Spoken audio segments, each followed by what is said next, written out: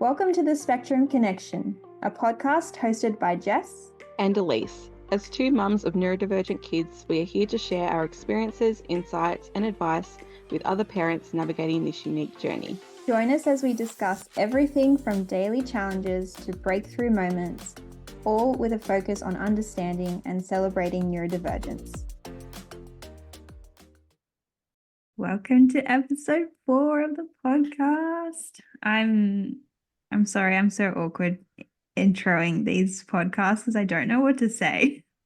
No, I'm glad you intro them because I'm like, oh, she's going to expect me to intro because I don't know what to say either. I think I said the same thing every time. Yeah. Episode 4. If anyone's got any suggestions on how we can start, yeah.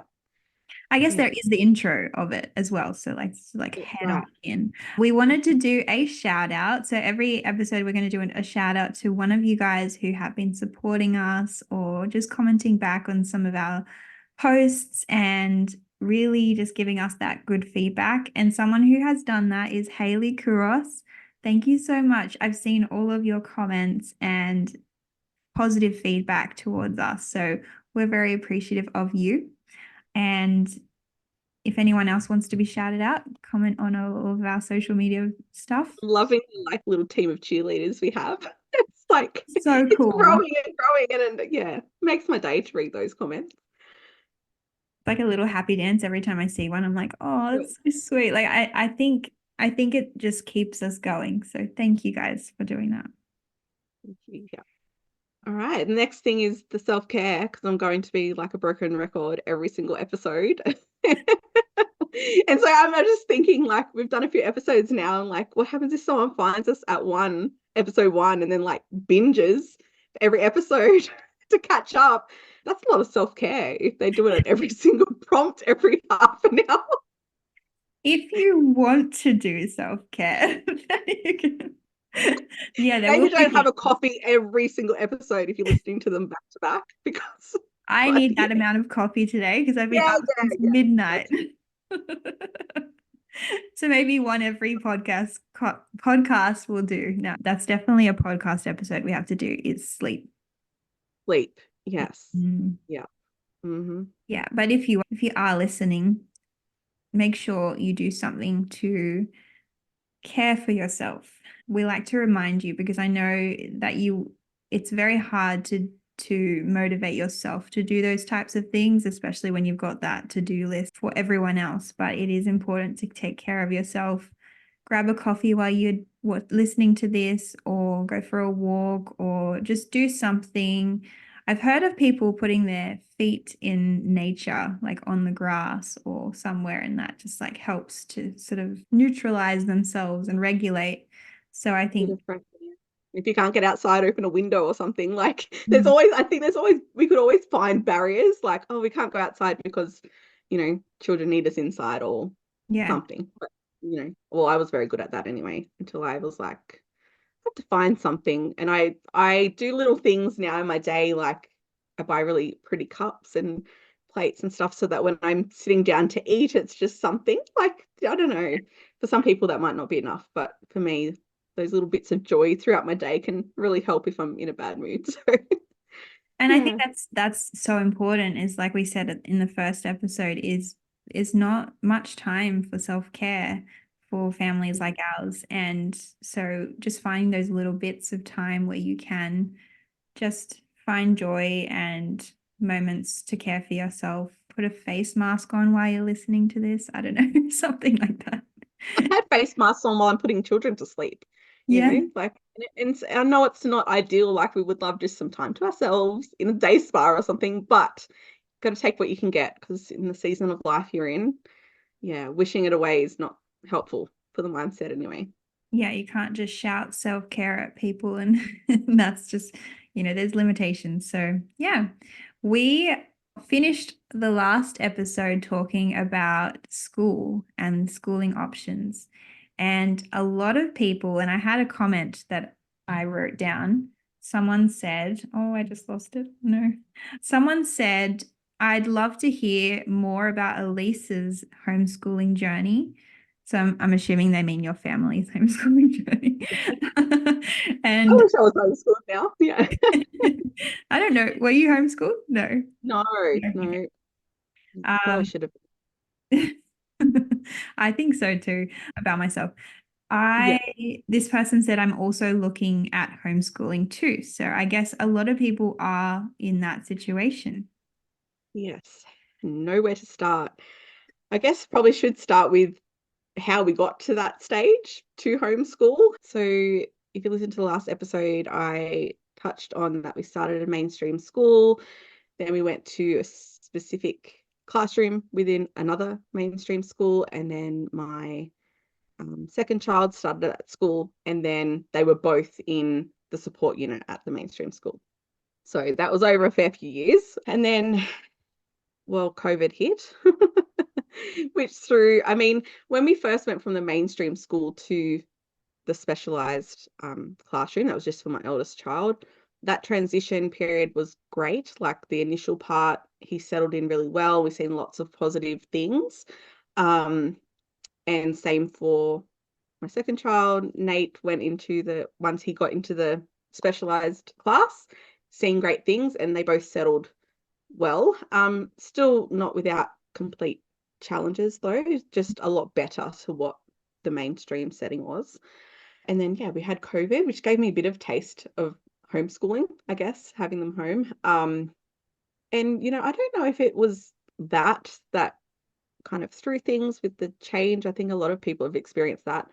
But then yeah, after that, when we went back to school, things just increasingly got worse to the point that my eldest was having school refusal or school can't, which is what I prefer to call it. And so he got to the point where he was going, I think it was 20% of the school year, he managed to get there. And so, yeah, we were trying all the things, psychology and therapy. And he actually got to the point where I couldn't even get him to leave the house. I couldn't get him to leave his bedroom. Like he was really, really burnt out. Mm. And yeah, I tried all the things to get him back to school for probably over a year and a half. We had Can I moved ask in a that. question? Sorry. Yeah, I don't want to interrupt. I yeah. just want to ask a question. What did the school do during that time? Did they offer you any supports or any suggestions or strategies? Very minimal. Okay. I felt like I was doing a lot of the work in trying to work out why he wasn't going to school, like what was stopping him from going. I feel like they had no idea. No idea. So it was just, they would offer suggestions on what to do to transition him into school, but it was it wasn't consistent.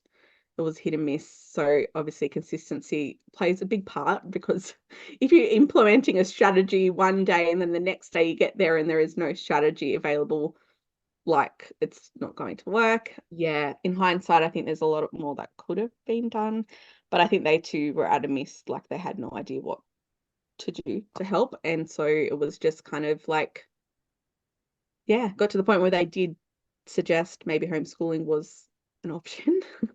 Mhm. um, So they which was suggested it to frustrating you. for me at the time, because I was like, that's, for me, it felt like that was the easy way out for them, just to say, just pull him out instead of trying. But yeah, it was a difficult. I tried so many things. Like I went to NDIS and I got support funding, and I was getting a support worker to just even take him out of the house for a couple of hours, and that was increasing. Like it was helping him, and I got her in.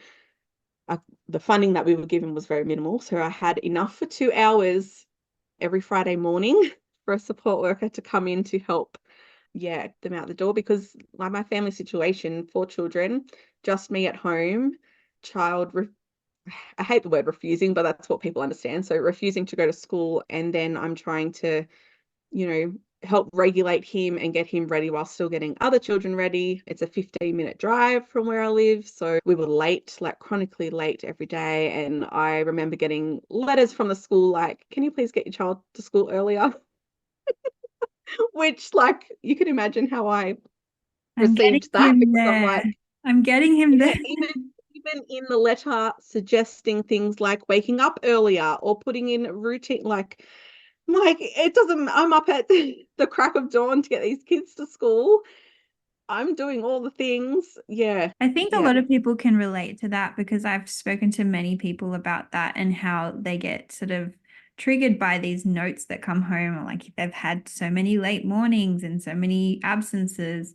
And to be honest, I just think that the level of understanding of like, come and do the morning routine with me. You will understand the levels that we have to go to, like the different steps to get to, the actual car. Like, I think that's what a lot of And people can trying to explain to them, like, it could be one day, it could be the transition just to getting ready is really hard, or then the next day getting ready is really easy, but transition to putting shoes on is hard.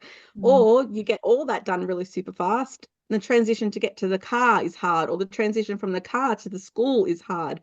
Or in my certain situation, one child does it great one morning and's got no issues, but another one does. So then that puts everyone late. So then both children are going to school late when it might not be, it could only just been one child that contributed to that. So yeah, there's so many different things. And we had the letters with the threatening of the home liaison officer. Like I think we ended up getting a new principal in that whole time, and she was great, and I think she understood a lot more. But I think they're really like they're stuck with the system too. Like they have that procedure that they have to follow, and those automatic letters that they send out. And but when you're in that stage of life, and it's so stressful, and you're trying other things, and you get those letters, it's just like I blew up so many times. I think the amount of emails and phone calls that I sent to the school, like I don't think I was their favorite person because I just got to the point I just had enough. And they even sent, I don't even know what she was, may have been a social worker or something, but they sent someone out to the house, and it kind of felt like they were doing a welfare check, like, Oh, coming to the home. Yeah, coming to the home, and I was so stressed. I didn't know, I didn't get much context as to why she was coming. I just got told she's going to come to your house and have a chat to you about the schooling thing. So I was thinking, like, is this a child endangerment type mm. meeting? Like, were they trying to, because he wasn't going to school, are they trying to think that I'm like neglecting taking him? Like, I didn't know. And so Your head obviously I was goes on. to those places though, like when Yes, yeah. they send you all those letters and they do all these things, like your head goes to those places because you're in a state of stress, like, Yes. And on the groups online for parents and families going through the same thing that have had, court things or fines, all that kind of stuff, like getting to that point. And there's no clear-cut information on how or when it gets to that point. So that was just in the back of my mind, was like, oh my goodness, I'm gonna have like police here soon if I don't get him to go. Which, puts pressure on pushing him to go, which looking back on it, like things gonna get emotional, but things I should have just pulled the pin back then. But you just don't know what you don't know, and you just try all the things, and lots of the blame is with the parents. Political things are always in the media about that. Like, I can't remember the guy, but he was just saying, just take kids to school, like just put your foot down type thing. And it's just, yeah. And this lady came to my house, asked me all the questions about her morning routine and why I thought he wasn't going to school and what other options we had. And I laugh at it now, but she was like, have you tried a visual morning routine chart? And so I was there by myself with her, and I just like, are you kidding? And he's had an autism diagnosis for like 3 or 4 years at this point. Like, that's the first strategy anyone gets you to try. And so I like marched around my house, and I've showed her all the things, like, see this board, this is where we have our visual schedule, and this is what I have in place, and this is showed her all the things. And I'm like, I'm doing all the things I can possibly do at home. This is not working. Yeah. So it was a time. It can be so Very, very stressful. it can be so condescending, like things like I've had similar things said to me, and it's like simple things like that. It's like that they're doing their job and they have to ask these questions, but in that way, it can be very condescending, and you're obviously doing everything that you can, and it's not, it's just not working. And now why that reason was. Back then, you would have been in this state of all these people are watching what I do. And, I have to get him to school, which is, yeah, completely understandable for the situation that you were in. Yeah, yeah. And like I was literally trying everything. He wouldn't leave the house to engage in therapy or anything. And I knew that maybe a psychologist would be the best point of call to try and, help him to get to the bottom of what he was struggling with and the anxiety and things. And like I put a shout out, I contacted an Instagram psychologist and she put a shout out, and I found a psychologist that offered telehealth. That was like, I scoured through the recommendations to find someone that would really suit his vibe. Like he had a man bun and he seemed really young and cool. And I thought, yeah, he'll want to talk to him and engage with him. And he was great because he would like jump on his Xbox on his end and my son would jump on his PlayStation and they would do sessions that way. That Yeah, is it was so great. cool. So that was his interest at the time, and that's how they connected. And they would just talk as they were playing, because prior to that, he wouldn't talk at all. I know he was amazing, and yeah, he helped to a degree.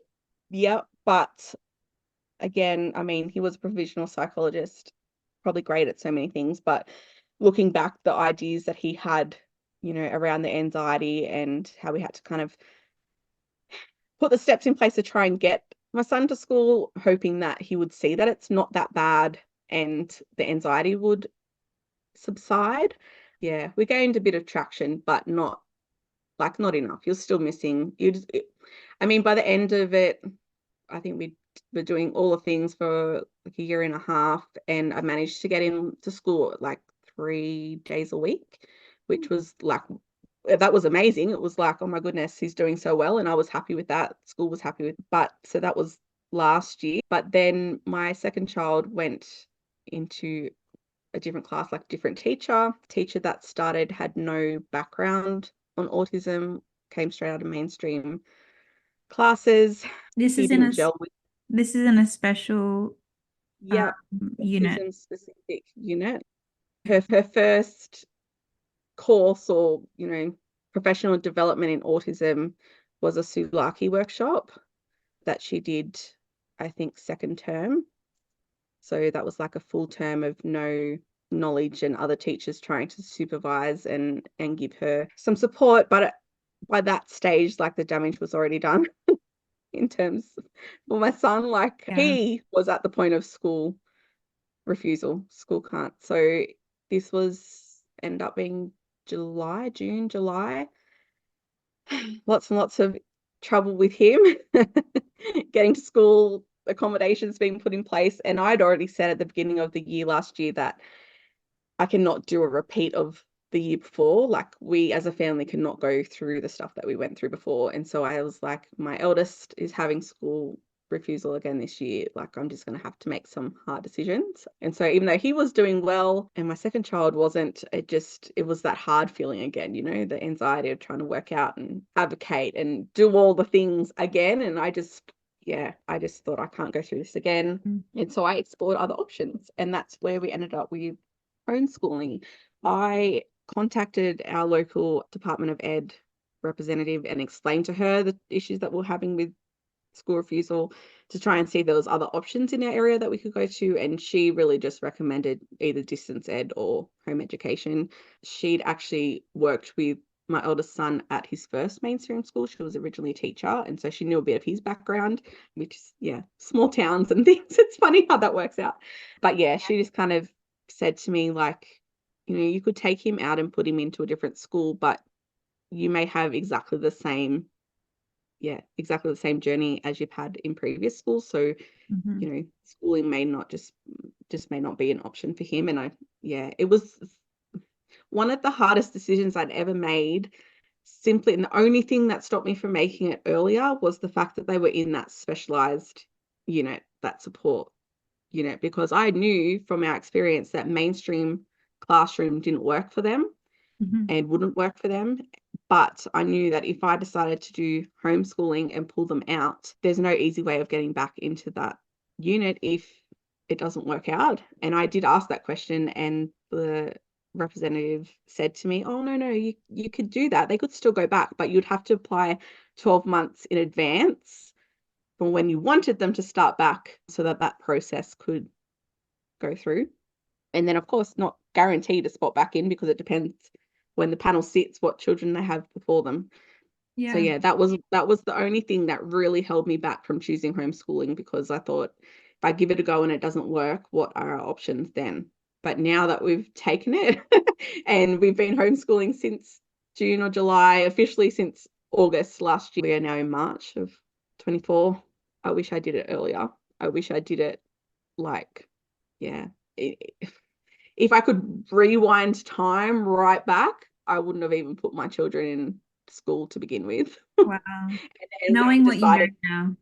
Yeah, knowing what I know now, I would not, I wouldn't have even bothered. We as a family have decided now, like I've got a 5-year-old and a 3-year-old, and they will both be homeschooled from day dot. We won't be sending them to school because I can't go through that journey again of all the advocating and all the, watching them go through all the challenges from going to school. And I mean, it's not to say that my youngest, maybe their school experience might have been completely different to my eldest, but I just don't want to test that out. I don't want to go through that again. And yeah, and I'm actually excited to see what their journey is going to look like with, whether in themselves they're not going to have as much anxiety and things that my older boys have. So yeah, that's an exciting thought. You brought something up about like the schools and the teachers, like level of education or awareness or even just like understanding of those things, of their needs. Do you think that was like a contributor to why they weren't experiencing school very well? Like the level that the teachers knew about autism in general and how kids learnt? Is that... Yeah, I think, some of the teachers, I think it's in general, there's a lot of teachers that want to help. They're in those classrooms because I don't know how to word it nicely. They want to help, but they just don't, they have a lack of education, lack of resources, lack of everything to execute what needs to be done. And I found that I was doing a lot of the educating them in order to support the children, which is exhausting because that's not my job as a parent. I mean, you know your child best and you know that individual information, but I'm talking about like the whole scheme of autism in general, things that would benefit all children, not just my specific child. Just for things, for example, so Nate, my now 9-year-old, absconds. That's his mechanism. When things feel threatening to him, he runs. That was the trouble that we're having in kindergarten. So he absconded to the point that they restricted him to an hour a day because I couldn't keep him in the school gate. And I remember dropping him off in kindergarten for that hour and walking the perimeter of the school with pram with my, I think he was 1 at the time, baby, so that I could, if he ran out of the school, I could get to him in time so he wouldn't go to the road. And yeah, that's just him, that's just his makeup. But we had trouble when he would abscond from the classroom. They would want to give him a detention for that, a consequence for doing that, so that he, I'm guessing, wouldn't do it again. Which one is a time huge misunderstanding about how they learn. Yeah. And one time they came to me. So we were, working out. I was putting in strategies like, well, is there a place that he can run to that is safe? Because obviously running on the playground where no one can watch him isn't ideal. Can he run to the office or something? Can we get him a place that he can get out of the environment but still safe? And so we were working at that. And one particular time he was in assembly, really loud. I think they were doing music or something. He absconded and ran out to a group of people, like students that were with teachers doing another game that didn't actually want to go to assembly. And he ran to them and they were telling me this of an afternoon. I was so excited, like, oh my goodness, he actually ran to a safe spot. But then they continued to say to me that they asked him to go back into the noisy environment, back into the assembly, to tell the teacher that he was with that he was leaving and where he was going to. So obviously he wasn't going to go back in there, and he took off to the playground. So again, they wanted to give him a reflection detention for that. Just looking back on it, it's just obscene. And so obviously I wasn't happy with that. And then you feel like you're making excuses for your child. That's the kind of feedback you get. Like, yeah, you don't want them to be punished, but I'm not about I'm not about punishments and things. Yeah. So or rewards. But like I think that in that particular instance, he did the right thing and was punished for it, which like the right yeah. thing would be find a safe alternative. He didn't run out the gates. He went to somewhere else. And the fact that they had them walk back into that assembly, and back into that sensory overload, like it just shows the level of understanding that teachers have. And I fully will say this, like I know teachers and I've talked to teachers who have said like they wouldn't know how to teach. They talk about Jacob because we're talking about my son. They wouldn't know how to teach him. And like that's Yeah. fair enough. But like when you're in a particular instance where you are in a support class and an autism specific class, and you haven't done any education or any like training or anything, like what's that about? Like I think that's where, the step up and the hierarchy of the education system needs to be stepping up their level of educating teachers. We are quickly running out of time, so I'm just gonna pull up some. Sorry. I always like not notify of the time of the keep note of the time. But one of the questions that someone asked, which I didn't understand until you just said school can't just then. And I was like, Okay. Yeah. I don't know what that means. And it looked like she wrote it differently. She didn't write a question, but she said, can you speak about how school can't or school refusal and how the system is built to blame and shame neurodiverse families? Yeah. And that's like, yeah, that confused me. But then now that you just said school can't, I was Yeah, like, oh, because it's not school refusal. It's literally that they can't go to school for a reason. That yeah. children don't just that saying children do well if they can. They're not choosing not to go to school or refusing not to go to school. There's a reason for that, and that reason can be different for every single child. I think for us there was a lot of reasons, but yeah, the blame is always straight to the parents that we're not making them. It shouldn't be about that. And just on that thing that you were talking about, that's a high risk behavior. Mhm. I don't like using that word. High risk activity, I don't know, of our kids and very common with autistic kids.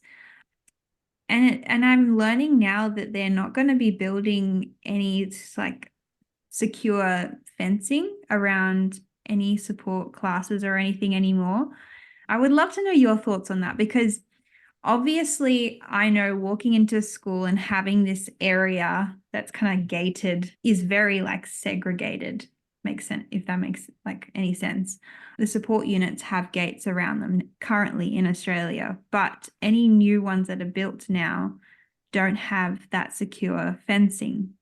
And some parents are like up in arms about it. They're like, that's so unsafe. Our kids keep running.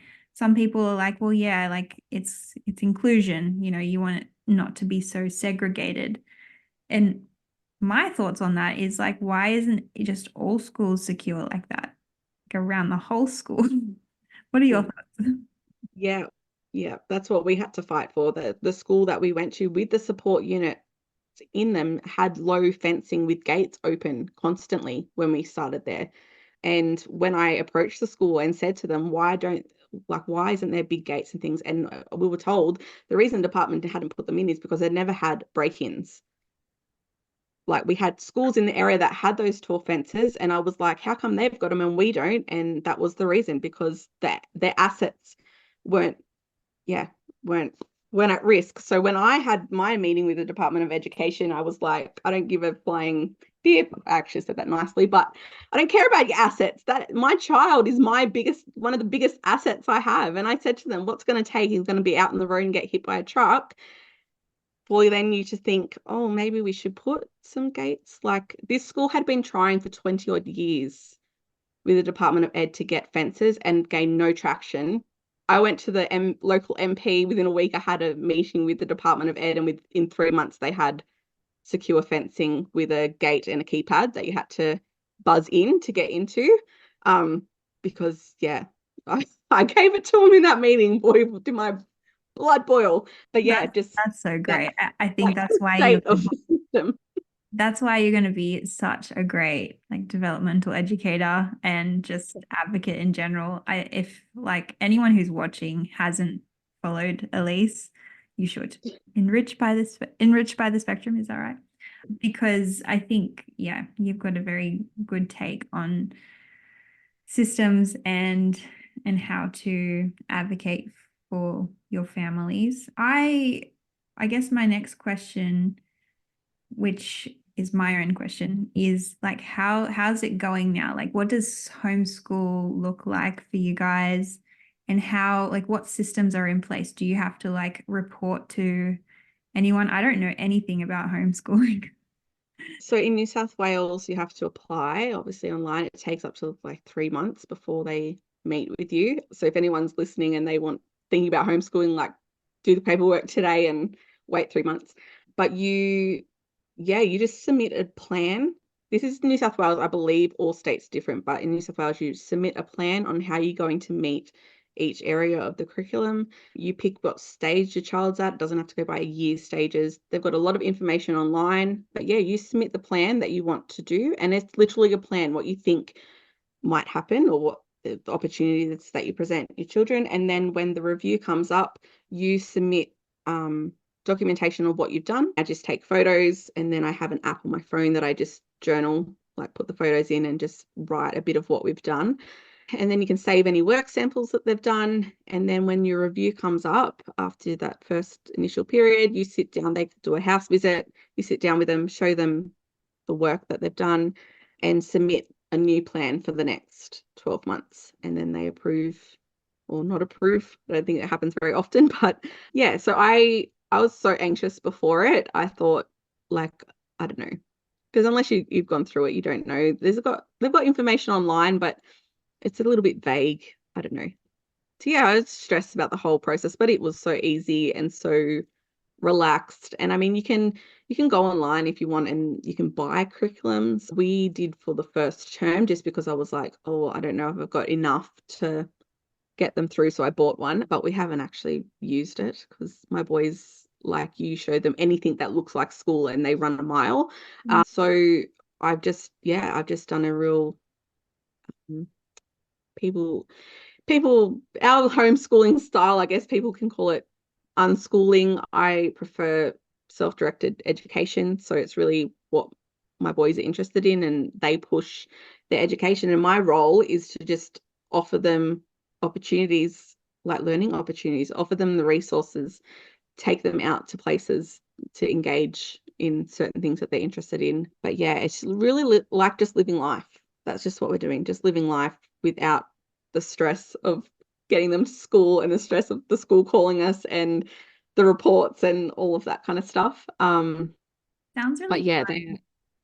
yeah. So we haven't had a review yet, so I'm a bit like, I think we're fine. But yeah, maybe I will do an episode once we've had the review on how Yeah. that went.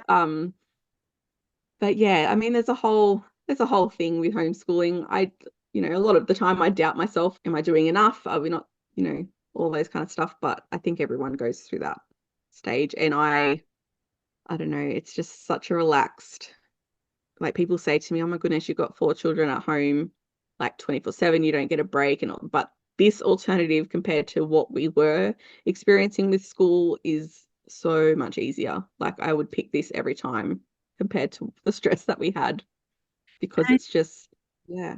I think it's so cool that you are sharing this because I think a lot of people are nervous about homeschooling and they're like stressed that they can't do it and they're not a teacher and they're not, they don't have the qualifications they believe to do this. And I think that like it's a learning process for everyone really. And Yeah. there's resources online and there's things that you can access. So it's not like you're doing it all on your own. And I think that a lot more autistic kids are homeschooling nowadays, and that's just probably due to the system and Yeah. how it's set up. And I've definitely had considerations about homeschooling. My head goes to, I can't do it. And that's probably something that I've like thought about, but I'm just like not not in that headspace yet, I don't think. Yeah.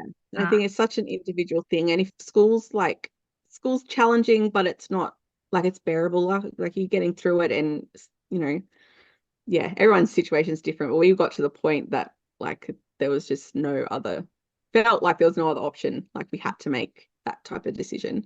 And like I said, I would make that decision 10 times over. And I wish I could go back in time and just forget about school altogether because it's just so much better now. Their capacity for things like we're going out and lasting longer than what we were. You know, people talk about kids on screens and things, and that's where my son was. He just wanted to be on screens 24/7. I couldn't get him off them. And you know, people throw around that whole, oh, they're addicted, but it wasn't. It was that was all the capacity that he had. I don't have any hard fast rules around screens in our house, and they choose to do other things a lot more now than what they did when they're at school. And I think it's just because they're free to do that. Their capacity is bigger. They're helping out with chores. Last night, one of my sons unstacked the dishwasher and the other one stacked it without me asking. Like, mind blown. I wouldn't have even thought to even hint or ask or do it with them like before in school. It was just they would come home, like meltdowns before school, meltdowns after school, and then the whole time they're at home was in their bedroom doing their own thing because they just had nothing left to give anybody. Now we're having full conversations and playing games together, and like life is completely different now compared to what it was. And those things that you think is just like, for us anyways, like, oh, it's just part of their autism. It wasn't. It was the anxiety and the capacity from sensory overload and things that was, yeah, giving us the challenges. isn't that like, I've heard something about it. It's like that's like the social. You'd know more about this. Like, there's the medical. What is it called? The medical Medical version of model. autism, and then there's Yeah. the social, and that the way that that disables an autistic person, like the way that Yeah, so they're it's the social. environment that's disabling, not the person. Yeah. Isn't that Yeah, that social interesting? model. And it's true. And I kind of like, I was at uni reading all these things when we're going through that stage of, oh, do I homeschool, and I'm learning about inclusion and things and questioning whether I'd made the right choice to put them in support specific units because, all these things are going around. But yeah, now that I've actually experienced pulling them out and that accommodating their needs, it's as sensory friendly as we can get with 4 children in one house with all different sensory needs. But yeah, it is definitely 110% the environment because you accommodate that environment and the challenge goes away. Like it's, yeah.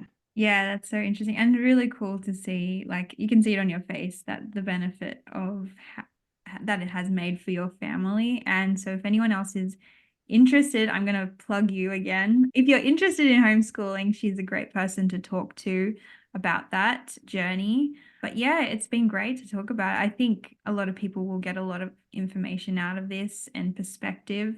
But yeah, thank you guys so much for listening to our homeschool episode, and we'll see you in our next one. Bye.